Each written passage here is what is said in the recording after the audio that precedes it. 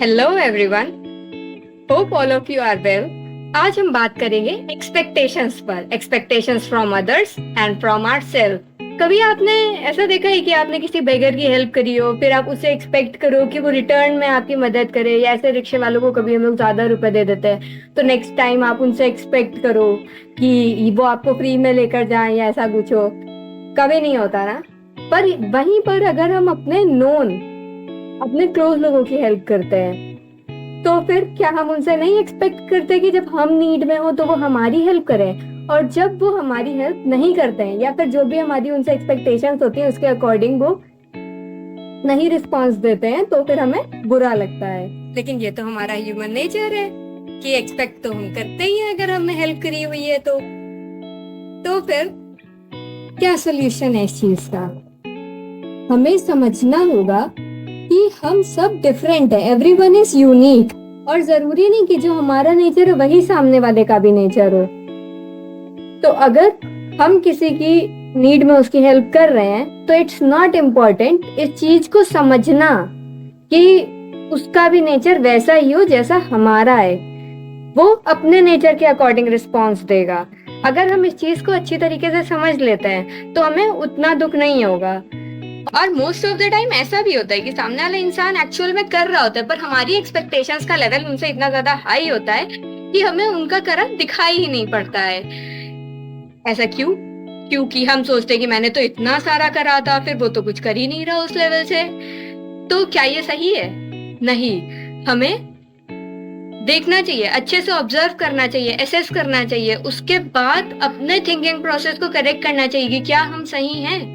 हमें ये समझना होगा कि हर एक इंडिविजुअल यूनिक होता है और हम किसी के भी एक्शंस को कंट्रोल नहीं कर सकते हैं। वो अपने नेचर के अकॉर्डिंग रिस्पॉन्स देंगे।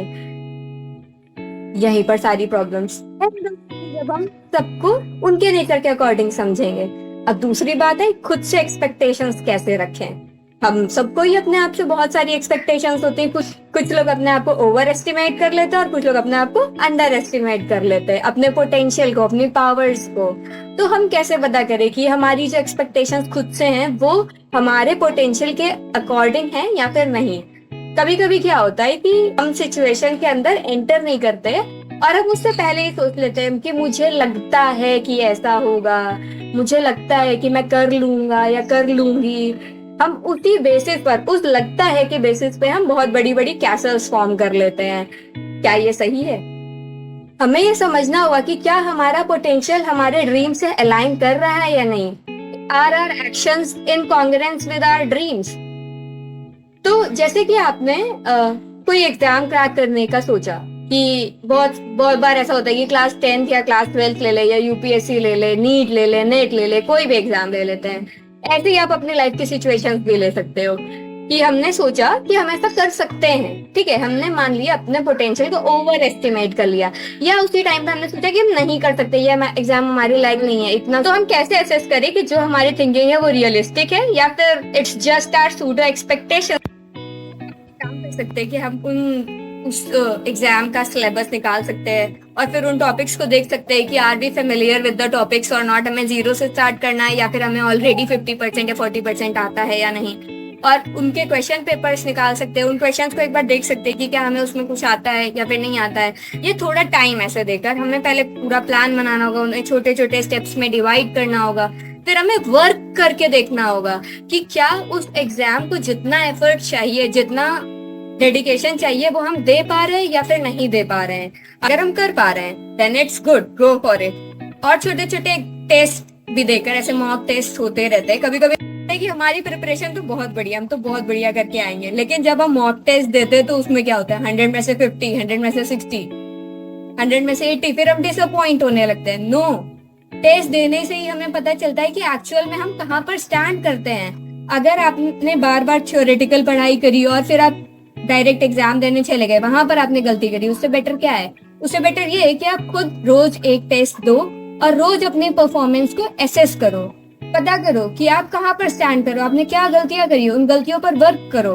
अगर आप ये सब कर पा रहे हो तो फिर your actions are aligning with your dreams, your actions are in congruence with your dreams. जब एफर्ट्स डाल रहे हो, रिजल्ट देख रहे हो, फिर आप डिसाइड कर रहे हो कि आप उस एम के लायक हो या नहीं, आप में उतना पोटेंशियल है या नहीं। अगर आप ऐसे सिर्फ यूट्यूब शॉर्ट्स स्क्रॉल करके दूसरों के इंटरव्यूज वगैरह देखकर सोच रहे हो कि अच्छा अगर ये कर सकता है तो मैं भी कर सकती हूँ या मैं भी कर सकता हूँ या ये मेरे लायक नहीं है, तो इस थिंकिंग का कोई बेसिस नहीं है, कोई ग्राउंड ही नहीं है इस थिंकिंग का। तो be realistic with your dreams, be realistic with your actions, act and then think कि will you be able to do that or not. That's it. Expectations should be realistic, उनका एक ground basis होना चाहिए। Thank you.